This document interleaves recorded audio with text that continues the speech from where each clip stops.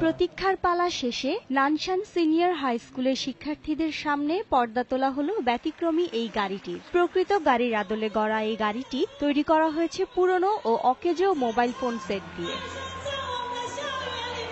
তাইওয়ানের শিল্পী লিন শিপাও এ গাড়ির নির্মাতা। পরিবেশ সম্পর্কে সচেতনতা বাড়াতে এবং পুরনো ও অকেজো জিনিসপত্রকে কিভাবে আধুনিক শিল্পে রূপান্তরিত করা যায় সমাজের সামনে তা তুলে ধরতেই লিনের এর প্রচেষ্টা।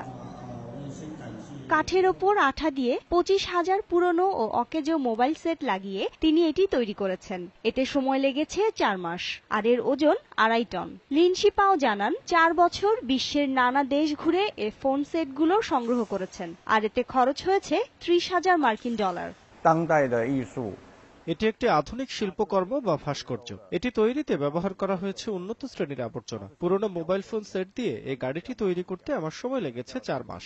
এ গাড়ির সবচেয়ে বড় বৈশিষ্ট্য হলো এর উপরের অংশে আকাশ ও সূর্যের সঙ্গে মিল রেখে নীল ও হলুদ রঙের মোবাইল ব্যবহার করা হয়েছে, আর গাড়ির পেছনে ব্যবহার করা হয়েছে প্রকৃতি ও পানির মতো হালকা রঙের মোবাইল। ব্যাপক আগ্রহ ও উৎসাহ নিয়ে গাড়িটি দেখে নানশান সিনিয়র হাই স্কুলের শিক্ষার্থীরা। গাড়ির জন্য মোবাইল সংগ্রহে স্কুলের পক্ষ থেকে তাদের উৎসাহ দেয়া হয়।